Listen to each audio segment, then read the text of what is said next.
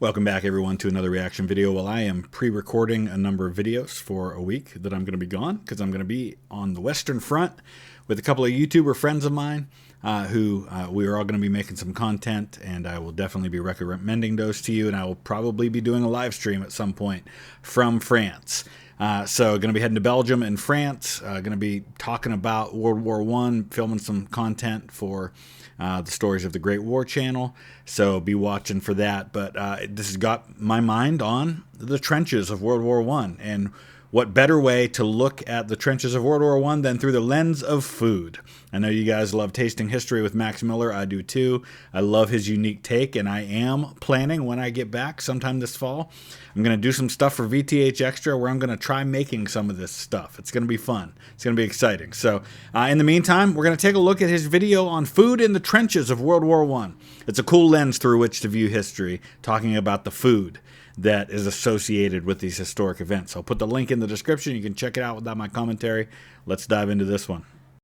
World War I, British troops on the Western Front had limited options when it came to food in the trenches. But with a clever cook on hand, they might be able to use their rations to make something like this potato pie made using a military recipe from 1914. That doesn't look so bad. Thank you to my Patreon patrons for supporting this channel as I cook for the Tommies in the trenches. So it's pretty cool. I've actually seen some of the cooking stuff. Like anything else, when war happens, innovation comes really closely behind. And that's not just with weapons of war, it's also with the means by which troops are supplied and fed. And so they got really creative with like these portable kitchens that they could get up close to the trenches. Keep in mind, men did not spend endless months in the trenches. There was a rotation system, and at any given point, if you had a division covering a particular sector, only maybe, I don't know, 20-30% of the men most of the time were on the front lines, and that would rotate every so many days. Now, if there was a big attack coming, or if they were expecting an attack, that might change. But on your typical day on the Western Front, you're dealing with a small percentage of the men actually on the front, and they would have to feed those people. But you also go down into the mines, places like Vauquois, where the French and Germans were digging mines to try and countermine each other. And you'll see down there, you'll see stoves, huge stoves with pipes that went up to the surface. It was really cool stuff. This time on Tasting History.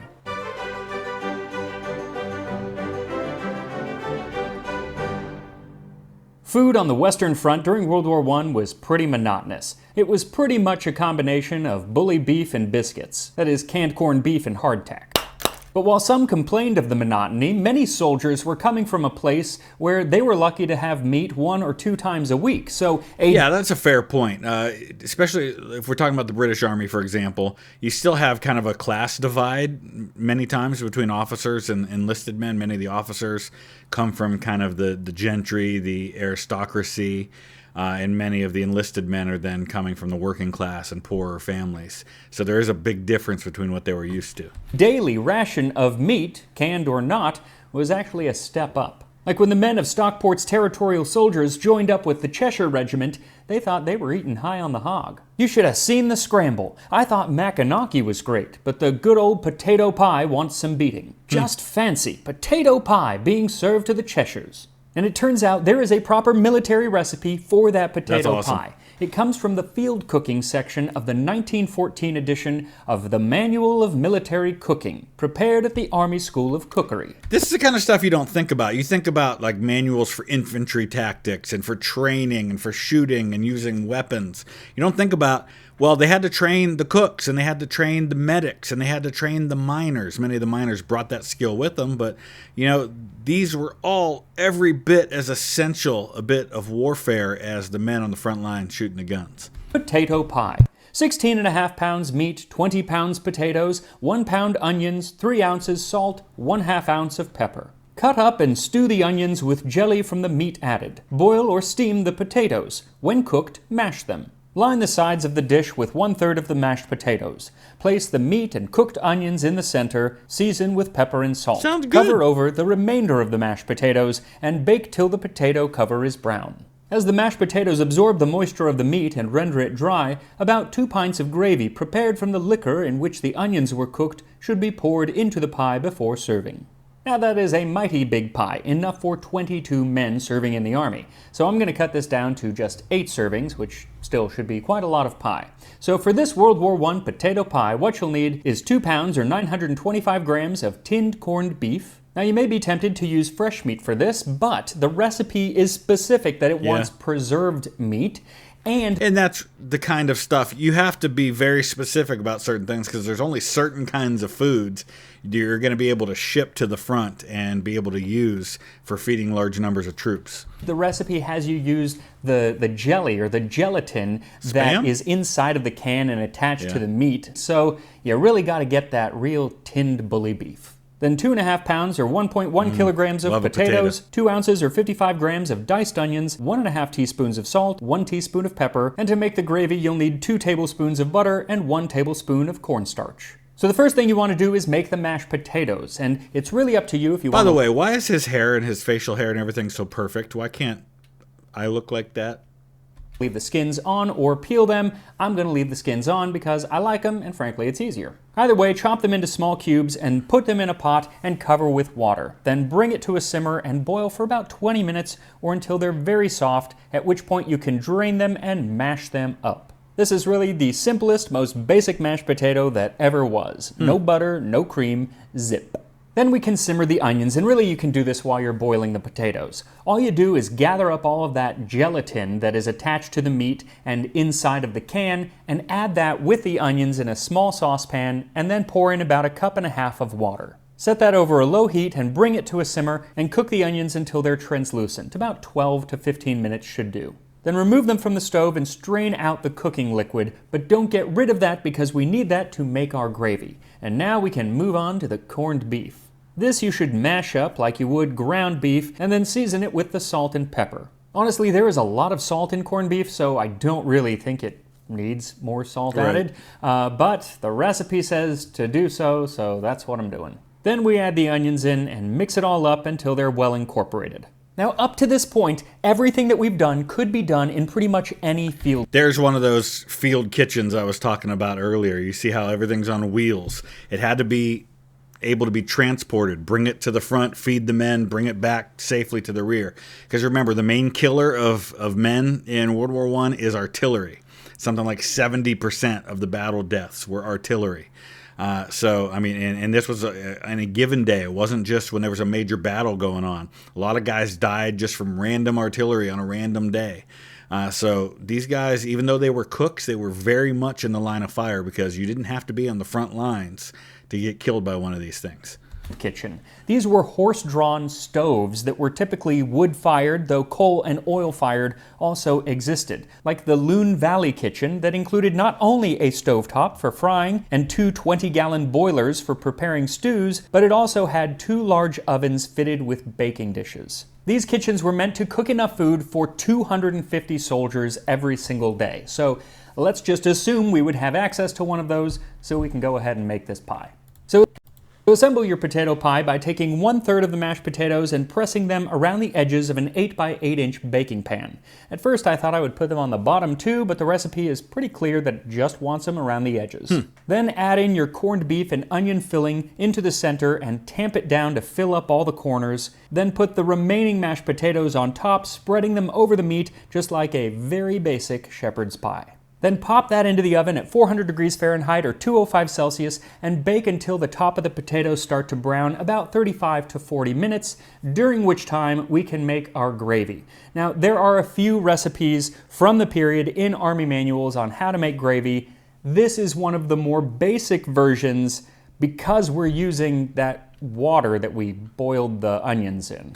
So again, well, I mean, obviously he talks about the food, but he also is going to talk more about the history of what we're doing here. So, but it's just good. It's so good to immerse ourselves in the world in which people were. I try to do that with my Stories of the Great War channel because it's so easy to, when we're talking about history, to talk about divisions and generals and troop movements, and completely miss that when you're talking about a division with 15,000 men, you're talking about 15,000 individual stories, men who spent every day on the front lines dealing with the fleas and the lice and the flies and the smells and the psychological aspect of warfare and the death and missing home and what they had to eat and how they slept and how they kept dry and kept clean. And all of this stuff is just as important as what division fought where on what day. So you take that liquid and you heat it back up on the stove, and then you add in the butter and let it melt completely, and then whisk the cornstarch into a little water to make a slurry and add that into the simmering liquid, mixing it in, and let it simmer for about 10 minutes or until it's thickened up. That should take about 10 minutes. Plenty of time to tell you that I am now uploading ad-free videos over on Patreon and here on YouTube for memberships. So I'll put links in the description to where you can find those. They're these videos, but without ads. And now I can tell you a bit more about what the British troops, the Tommies, ate in the trenches on the Western Front during World War I. So I wanted to start by recommending this book, Bully Beef and Biscuits. It is a wonderful overview of all things British food during World War I, both with the soldiers and on the home front. But today, I am just talking about feeding the soldiers, the enlisted men, because the officers ate very, very differently, on the Western Front during the war. So if you want some book recommendations about the war in general, I actually did a video on Stories of the Great War, and the links to my other channels are always in the description of every video, so you can, anytime you hear me reference those channels, just look in the links. But I did a video just kind of talking about some recommendations, but one that I would highly recommend to you that's actually sitting by me right now because I'm using it for research to prepare for my trip next week, as we're talking about individual lives and stories. Is this book here. It's called Stolen Lives, Individual Tragedies of the Great War. And it actually, like, you can go to the various cemeteries on the Western Front, and it'll actually tell you, go to this particular grave at this cemetery, and here's this guy's story. And it's a great way of just bringing home the war in what I think is a very powerful way. But back to food. Now, when the war broke out in August of 1914, Britain was not really prepared to actually go to war. So quickly, the government called for any young men over the age of 19 to join the army. This is important to point out. Now, men, obviously, there were younger than 19 serving on the Western Front, but eventually, it didn't start right at the beginning of the war, but at some point in the early stages of the war, they made this decision that, yes, you could be under 19 and serve, but to be a frontline fighting soldier in harm's way, you needed to be at least 19. Obviously, you can walk to the Western Front, walk to any cemetery on the Western Front and find 15, 16, 17-year-olds, 18-year-olds who were killed. Those were actually younger than 19, but they joined up provided they lied about their age, because it doesn't seem that there was a great system for actually confirming anyone's age. No, it was just this is not a time when you had a birth certificate that you could just wave in somebody's face. I mean, most birth records were kind of hit or miss. You're 19? Okay, sure, why not? So now you have hundreds of thousands of young men in their late teens and early 20s joining up to fight the Germans. But just as many young men today, they were not adept at feeding themselves, let alone cooking for each other. Some are better than others. So the army had to very quickly train some of them as cooks. There were a few army schools of cookery in England, and they quickly set up more in France and other parts of the world. But before the Western Desert School of Cookery. I love it. I love it. War broke out, there was a 4-month program to teach these people how to cook for the enlisted men and for the officers. But once the war broke out, that went from 4 months down to about 2 to 4 weeks. And most of that time was actually not spent in teaching cooking, but in teaching sanitation and how to make sure that everybody was not going to get sick. Also, at the start of the war, it was hard to get volunteers to do the cooking because it seemed like an inglorious position compared to the glorious position of charging at a German army out in the open field. But very quickly, people realized that war is not so fun, and so a lot more people wanted to become cooks after that, especially because it did come with some perks. For one thing, I was sent on a cookery course at an army cookery school in a village hall well behind the lines for a month. We were taught how to cook meat, vegetables, and the sort of puddings that could be made from the rations we got. For example... Yeah, man, I said at the beginning, innovation happens in warfare. And men on the Western Front would very quickly figure out, well, here's what I can do with the rations that I've been served to kind of mix it up and make it a little more interesting so I'm not eating the same thing all the time. If we were lucky enough to get currants, we could make plum duff. We were also taught how to cut up quarters of beef, whole carcasses of sheep, and sides of bacon, because that's how the rations came. So you were sent off away from the fighting, a definite plus. And even when you got back from cookery school, you were placed along the supply lines, which could be several hundred yards back from the front line. But could be targeted by artillery. So you don't mistake this to believe that just because you were safer than the guys on the front line trench, that you were safe. So a place of relative safety. And I say relative because there are numerous stories of shells coming and blowing up the kitchens just as well. But it was safer than the front lines. Yeah, that's fair. Though a lot of people working in the kitchens who were not necessarily the cooks still had to go to the front lines to take the hot food up to the men who were there. So hot meals were sent up regularly and included a hot supper issued generally about midnight, the meals being mostly carried up by the support company. And these hot meals could really vary in quality depending on the ingredients that you got. Mostly it was canned foods that were being used, but once in a while you had access to something else. Like in 1915, when a private from the Cheshire Regiment of the 6th Battalion wrote that we had a stroke of luck on February 16th. A group of cattle strayed near our trenches, so we shot a young steer. We cut a leg off, and in less than 2 hours, men and officers alike were having a feed fit for a king. Yeah, oops, poor cow strayed into the wrong place at the wrong time. Yeah, I mean, it sounds cruel on the face of it, but man, if you're on the front lines and you're eating the same stuff day after day and you're not getting a lot of really good fresh meat, this was like the best day of your life. Fried steak, with the Germans 200 yards from us. Of course, it also depended on who was doing the cooking. Some cooks were obviously better than others. Like, I would not want to be served a meal from the cook of the 22nd Field Ambulance. One of the men of the unit wrote, I must say we are living very well, plenty to eat. We had a jam roll for dinner the other day, and the only fault about it was the cook wrapped it in the towel that we wipe the patient's feet with. But he said he washed it well before he cooked the pudding.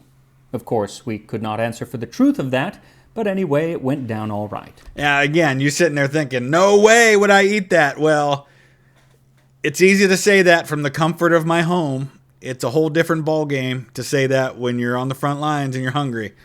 Those little trifles don't amount to much out at the front. That's right. Even something as simple but as precious as tea could be ruined by a negligent cook. Having found the battalion cooks and their wagons, little time was lost in making tea, which all ranks had not tasted for 5 days. British soldiers without tea for 5 days? How did you survive? By the time it was ready to be served, darkness had fallen. The men with their canteen tins formed up and filed past their respective company quartermaster sergeants, who ladled out the precious liquid. Alas, in the darkness, salt instead of sugar had been put into the tea. Not great, but I'm guessing they drank it anyway. Tea was, after all, one of the most important part of the enlisted man's ration. Yeah. They drank it with pretty much every meal. Breakfast, lunch, and dinner, provided you were able to get 3 meals a day.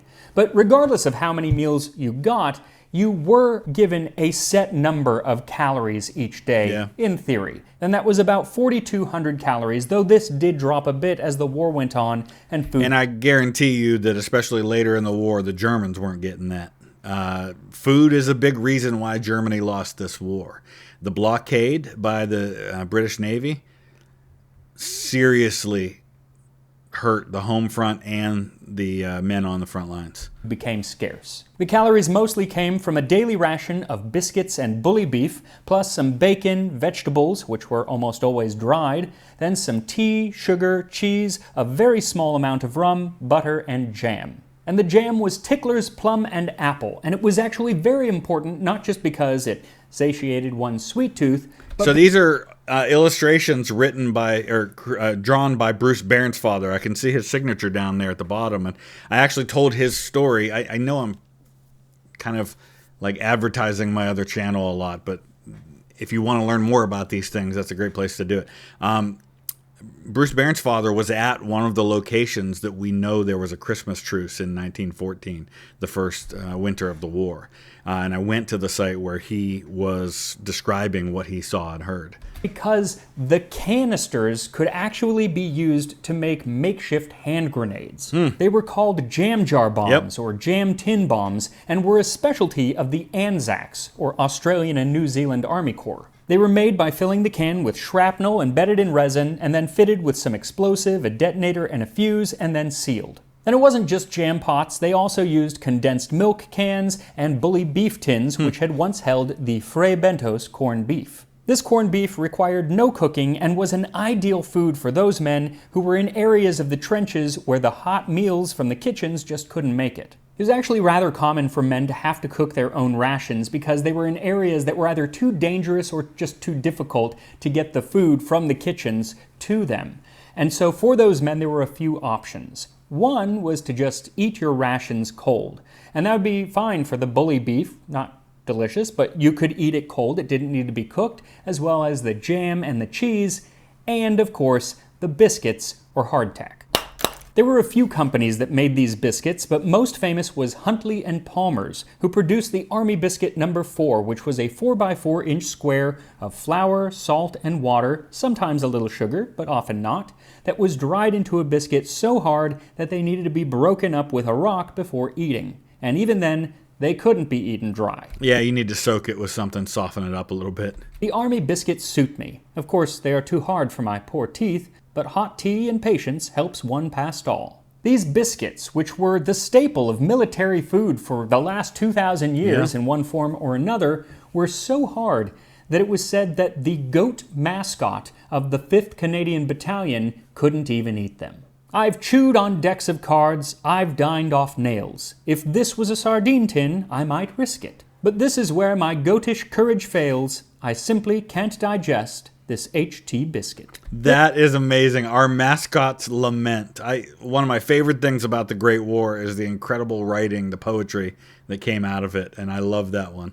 Really, the best way to eat these biscuits was to cook with them. Either include them in a soup to make it thicker like a stew, or to mash them up and mix them with hot water and jam, and that would make a sort of sweet porridge that you could have for breakfast. But to do that, that meant that you needed to be able to cook and have a source of fire, which was not something so easily done in the damp and muddy trenches of World War I.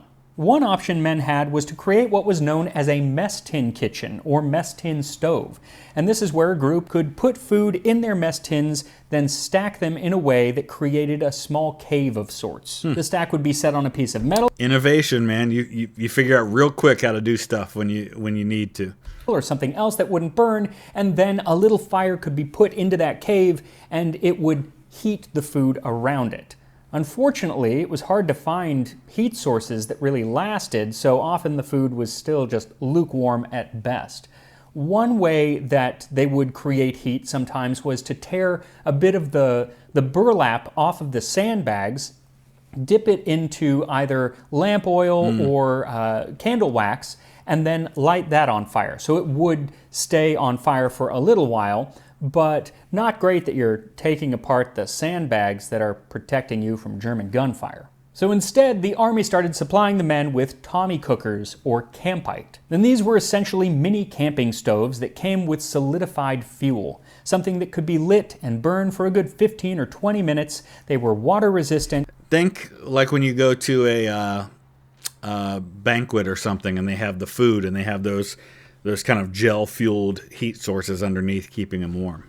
And they wouldn't go out in windy weather. And this allowed for a single soldier to heat up their own rations in a can, whether it was a trench stew that they made themselves or one of the pre-made canned stews known as Mackinac. This could refer to most any canned stew, but it got its name from the original Mackinac Army ration, which was a stew of beef, turnips, carrots, potatoes, onions, and green beans in a broth that was once described as an inferior grade of garbage, and it was purported to give the troops flatulence of a particularly offensive nature. And it was a divisive meal, to say the least. Many soldiers said that it was next to inedible, especially when it was cold, but when you were really, really hungry, it definitely did the job. As Lance Corporal Henry Buckle wrote in his diary, had a glorious meal today. Got a Mackinac ration from some engineers in the wood. A round tin containing meat, spuds, carrots, beans, and gravy. Enough for 2 in a tin. This is the first time we, the poor infantry, have seen one. Had a real blowout. Must try and get another. They are the goods, believe me. It was a plain stew, but a hearty one, and a welcome change from months and months on end of nothing but bully beef and biscuits. Now, there were times when the rations or the food that the soldiers got was much more elevated, mainly at Christmas time. And I did a whole video on what the World War I soldiers were eating at Christmas, specifically foods that were sent to them from their loved ones, like they would send them boiled puddings for Christmas. Yeah, and you also had places that you could go, kind of rest areas back far behind the lines. For example, the men in the Ypres salient in the British Army would go to a town called Poperinghe, where they had this place called the Talbot House. That was, and at some point I want to do a video on that. It was a place they could go for entertainment, get a good bath, a great night's sleep in an actual bed, get some decent food. So they did have those opportunities. And there was the occasional bar of chocolate. In 1914, the city of York sent a nice-sized tin of chocolate to all of the soldiers from the York area. And a gunner, Henry Bailey, was so grateful that he felt it necessary to write the city a thank you note. I feel that I ought to send my very best thanks for the nice box of chocolate I received so unexpectedly. I am proud to be able to say that I am a York lad, and am looking forward to a speedy termination of this cruel war. I shall prize the box as long as God spares me. I wish I could do that in a York accent. I love the accent in and around York. Yorkshire accent's a difficult one. Jodie Whittaker, who played Doctor Who, Yorkshire accent.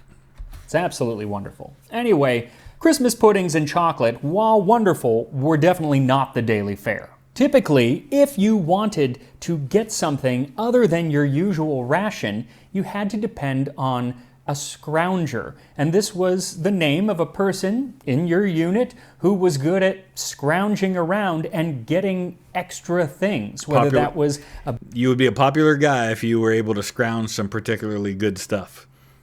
Bit of extra fresh meat or tea or alcohol, sugar, anything really. But the term scrounger is just a really nice way of saying a thief, because that's what they were.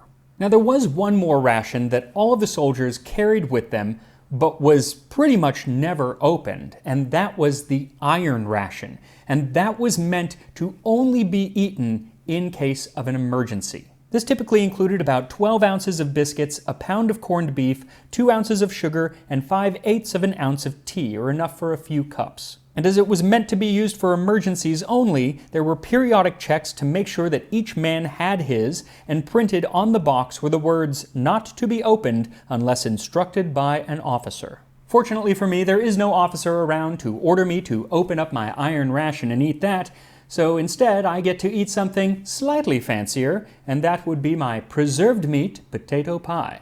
So once the potatoes have browned a little on top, remove the pie from the oven and serve it up, pouring a bit of the gravy on top.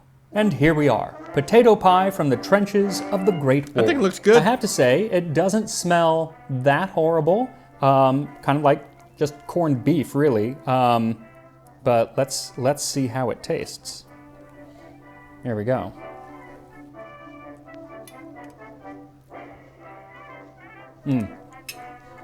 That's very salty. Yeah. You don't need to add salt.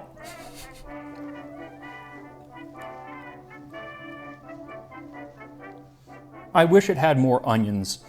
There are just so few onions. Could use more onions, but the flavor ain't half bad. It's just that the canned corned beef is so salty, really doesn't need to have more added. And old canned corned beef was actually usually even more salty. That's where the name corned beef comes from. Right. It's about preservation. Has nothing to do with corn, like an ear of corn. It's that they would use big kernels of salt and pack it in that to give it the salty texture or salty flavor. and preserve it.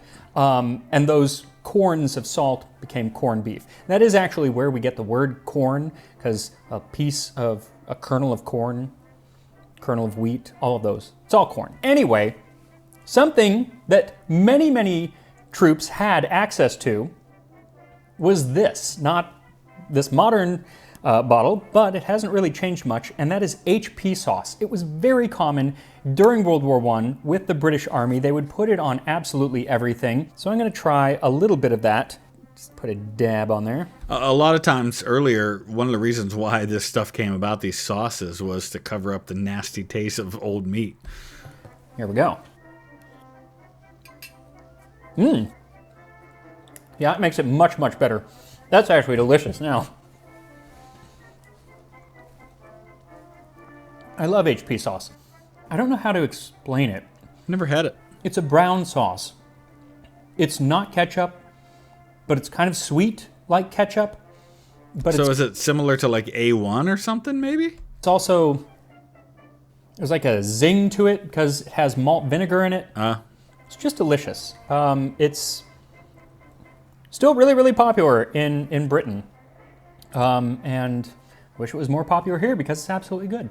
So make this. It's worth making. Just trying it out, and if nothing else, it'll make you grateful that you are not a Tommy in the trenches during World War I. And I will see you next time on Tasting History. That was great. He always does a great job. I love his videos. I love his unique lens through which to view history. I'll pin down in the comment section a playlist of the other videos I've done from Tasting History, and definitely encourage you, if you liked his content and this kind of thing appeals to you, he's got a ton of great stuff on there, stuff I'll never ever get to, but worth checking out. So check it out.